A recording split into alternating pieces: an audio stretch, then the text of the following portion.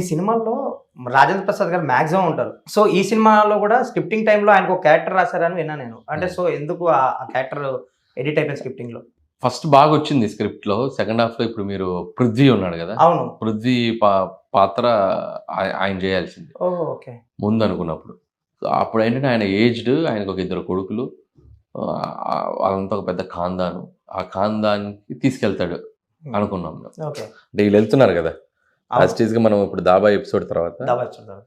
అటు రాజేంద్ర ప్రసాద్ ఇంటికెళ్ళాలి. ఓకే. వాడు ఆపి మధ్యలోకి వచ్చి, "ఏయ్! ఇంత దూరం వచ్చి మా ఇంటికి వాడు మా ఇంట్లోకొచ్చి భోంచేయాలి పాపా పాండే" అని తీసుకెళ్తాడు. పాపా ఓహో! పాండే ఎలా తింటాడు? చచ్చిపోయి శవం గదా! అవును. ఇప్పుడు ఆ పాపా పాండేని తీసుకెళ్ళి వాడు ఇప్పుడు భోజనం పెట్టాలి, వాడినితో ఇది చేయాలంటే ఈ బాడీతో అక్కడ ఎలా స్ట్రగుల్ అవుతారనేది ఏదో చాలా పెద్ద ఎపిసోడ్ అనుకున్నాం. ఓకే. ఆల్మోస్ట్ 10-15 మినిట్స్ బ్లాక్ అది. With including one item song. ఓహో! సో, ఇంక్లూడింగ్ 15 మినిట్స్ అంటే సెకండ్ హాఫ్ ఆగేసినట్టు ఉంటుంది సినిమా. ఆపినట్టు ఉంటుంది అని ఓకే. చెప్పి టోటల్‌గా ట్రాక్ అంతా తీసేసాం. లేకపోతే ఆర్‌పీ గారిది చాలా మంచి వేషం అది. అతను అలా దగ్గరికెళ్ళి ఇలా చిన్న లింప్ చేసుకుంటూ ఎళ్లి చూడటం. చూసి 100 ఏళ్ళు బతుకుతాడు ఈడు అని అంటాడు. అంటే అదేంటో ఆల్రెడీ చనిపోయిన శవం కదా! అదే బా రాసుకున్నారైతే. అంటే తేలి క్యారెక్టరే. బాగా చేసాం. అందరూ అతనితో తినమంటే తినకపోవటం. అతన్ని తిట్టడం. "ఎందుకొచ్చావురా నువ్వు మా ఇంటికి? నువ్వేం వాడేం తింటాడు? తినలేడు కదా! ఏది భోజనం. చెప్పినా ఇలా అంటుంటాడు. దాడులు లాగుతుంటారు కదా! కనీసం ఇది తినరా? పోనీ ఇది తినరా? ఎందుకొచ్చావురా ఇంటికి? ఏం తినను కాడికి ఎందుకు? లేదా చాలా అనుకున్నాం గానీ స్ట్రెచ్ అయిపోతుంది. కథ ఆగినట్టు అయిపోతుంది. ఓకే. రన్ ఉండట్లా. సో, ఇప్పుడు ఆ సినిమాకి అది కంటే ఇది కరెక్ట్ అని చెప్పి ఇటొచ్చాం. సో ఆయనకి చెప్పారా? పాపం ఏమన్నారు? ఆయన డిసప్పాయింట్ అయ్యారు. చేసుంటే ఎందుకంటే బాగుండేది మీ సినిమా అనేసరికి ఆయన కొంచెం ఎక్కువ ఎఫర్ట్ పెడతారు. ఎక్కువ ఊహించుకుంటారు. అయ్యారు గానీ బట్ యాహ్! నెక్స్ట్ ఫిల్మ్ చేస్తాంగా. So, it's okay. సో ఇది ఇప్పుడు థియేటర్స్‌లో కొన్ని బ్లాక్స్ ఉన్నాయి. హిలేరియస్‌గా వర్కౌట్ అయినాయి. ఫ్యామిలీస్ అసలు పగలబడి నవ్వుతున్నారు, ఎంజాయ్ చేస్తున్నారు. ఇప్పుడు ఆ నంబర్స్ కూడా కనపడుతున్నట్టే తెలుస్తుంది. సో రైటింగ్‌లో మీకు కిక్ ఇచ్చినాయి ఈ బ్లాక్స్ అన్ని ఇవన్నీ. ఎస్పెషల్లీ ఇప్పుడు ఆ బుల్లిరాజు దిగి నాన్నోయ్ పిన్నొచ్చింది అనేది ఉంది. అది. దానికి ముందు లీడ్ ఏదైతే మీరు వేసారో నేను రాముడు లాంటోడిని, నేను దేవుడి కంటే పక్కన పంపిసాయి అంటాడు. ఏమండి దేవుడితోటి ఎందుకండి మీకు అంటే ఊరుకోరా అని చెప్తుంటాడు. ఆ లీడ్ ఏదైతే ఉందో ఇది పేలడానికి అంటే కొన్ని సినిమాటిక్ స్క్రిప్టింగ్ లో ఈ లీడ్ చాలా ఇంపార్టెంట్. మీరు అలాంటి భలే బ్లాక్స్ రాసుకున్నారు. అదే ఇప్పుడు అది పండాలంటే అంత బిల్డప్ ముందు వెంకటేష్ గారు ఇవ్వాలి. సో అదే చెప్తున్నాను కదా! సినిమా అంటే మనం హై ఎక్కడ తీసుకొస్తాం, ఆడిటోరియంని మనం ఎక్కడ ఎగ్జిట్ చేస్తాం, వీళ్ళందరి చేత క్లాప్స్ ఎలా కొట్టిస్తాం అంటే అయ్యే మరిగా రైటింగ్ టెక్నిక్స్. సో అలా రాశాం కాబట్టే అది అంత అద్భుతంగా పండింది. అది తీసుకొచ్చేది కొడుకు. నన్ను ఏమంటే నేను కొరికేస్తాను ఆడంటారు. ఎవరు వచ్చిందిరా పిన్ వచ్చింది అంటాడు. సో అక్కడి నుంచి బ్లాస్ట్ థియేటర్. మీ సినిమాలో అంటే ఏదో ఒకటి ఉంటది. ఒక పంచ్ లైన్. అంతేగా గాని ఈ సినిమాకి కూడా ఏదైనా ఉంటదేమో అనుకుంటాను. మీరు 2-3 సార్లు అడిగితే నేను అలా ఏం ఫిక్స్ అవ్వట్లేదు అన్నారు. మీరు భగవంత్ కేసరి ఈ టైంలో కూడా అడిగితే. దీనికి కూడా నాకు తెలిసి ఏం ప్రిపేర్ అవ్వాలి. బట్ ఇప్పుడు కొలికేస్తా అయిపోయినట్టుంది. ఎవరు చూసినా ఇప్పుడు మీ సినిమా అంటే అంతేగా కంటే కొరికెత్త ఫేమస్ అయిపోయింది. అదే అంటున్నా మొత్తం ఎవడడి నేను నిన్న బయటికి వెళ్తే అక్కడ థియేటర్స్ లో ఇంత ముద్దులో ఉన్నాడు ఒక అతను వచ్చి నేను కొలికెత్తా అంటాడు. ఓరే నన్ను కొలికేసింది ఏంటరా బాబు.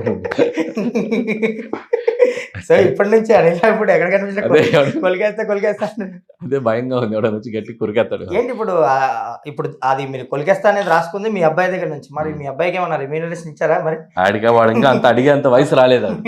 లేకపోతే అడిగేవాడు డాడీ ఏంటి నాది పెట్టేసి రైట్స్ అడుగుతాడు. వాడు రైట్స్ అడుగుతాడు. సో ఫ్యామిలీ ఎలా ఉందన్న ఇంత సక్సెస్? Everybody happy.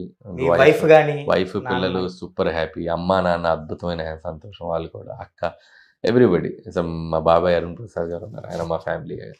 సో అందరూ మా మామయ్యలు అక్కలు ఎవ్రీబడి హూ ఎవర్ నా మంచి కోరుకునే వాళ్ళందరూ చాలా సంతోషంగా ఉన్నారు. అండ్ మీ బాబాయ్ ఇప్పుడు అరుణ్ ప్రసాద్ గారి ద్వారానే వచ్చారు మీరు ఇండస్ట్రీకి.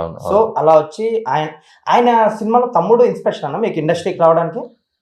ఇన్స్పిరేషన్ అంటే అసలు బాబాయ్ ఉన్నాడని వచ్చాను నేను. ఓకే. ఆయన ఇండస్ట్రీలో ఉన్నాడు కాబట్టి, లేకపోతే అసలు ఇటు వచ్చేవాడినా కదా నాకు తెలియదు. ఆయన ఉన్నాడు కాబట్టి గౌతమ్ ఎస్సీకి ఆయన దగ్గర జాయిన్ అయ్యాను. ఆయన సినిమాల్లో ఏదన్నా అంటే ఖచ్చితంగా ఇండస్ట్రీకి రావాలి నా బాబాయ్ ద్వారా అనిపించింది ఏమన్నా ఉందా మీకు గుర్తుకున్న తమ్ముడు కానీ అవన్నీ? అంటే ఆయన అంటే ఇష్టం. ఆయన ఉన్నాడు కాబట్టి డైరెక్టర్గా పెద్ద హిట్ తమ్ముడు అనే సినిమా కొట్టాడు కాబట్టి, సో ఆయనతో పనిచేయాలి, నేను ఇండస్ట్రీలోకి రావాలనే ఫీలింగ్ వచ్చింది. సో బేసిక్గా నాకు ప్రతి ఫిల్మ్ అంటే ఇష్టం. అంటే పర్టికులర్ ఆయన సినిమానే ఇన్స్పైర్ ఇచ్చానని నేను చెప్పలేను. బట్ అన్ని సినిమాలు ఇన్స్పైర్ అయ్యాను నేను. బట్ రూట్ ఆయన ఉన్నాడు కాబట్టి నాకు కొంచెం ఈజీ అయింది. సో ఆ బాబాయ్ ఉన్నారు కాబట్టి.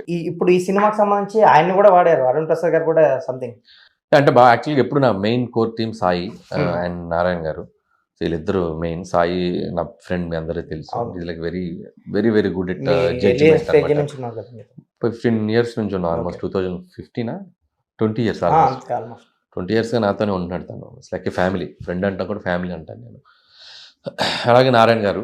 తర్వాత ఇప్పుడు బాబాయ్ ఏంటంటే సౌత్ ఆఫ్రికాలో బిజినెస్ ఆయనకి సినిమా ఫీల్డ్ అవును, ఆయన మధ్యలో వదిలేసి చాలా- బిజినెస్కి వెళ్ళిపోయారు. But still he wants to వచ్చినప్పుడు ఇక నాకు కూడా ఇక్కడ ఏంటంటే నా ఫినాన్షియల్ థింగ్స్ కానీ లేదంటే ఏదైనా ఒక పెద్ద దిక్కుగా బాగా తెలిసిన మనిషి ఉంటే బాగుంటుంది నాకు అని చెప్పి బాబాయ్ నాతో ట్రావెల్ అయిపోదామా నేను ఆయన అడిగితే దాందే ఉందిరా హ్యాపీగా ట్రావెల్ అవుదాం అని చెప్పి వచ్చి ఇక ఆయన స్లోగా మాతో పాటు రైటింగ్లో కూడా జాయిన్ అయిపోయారు.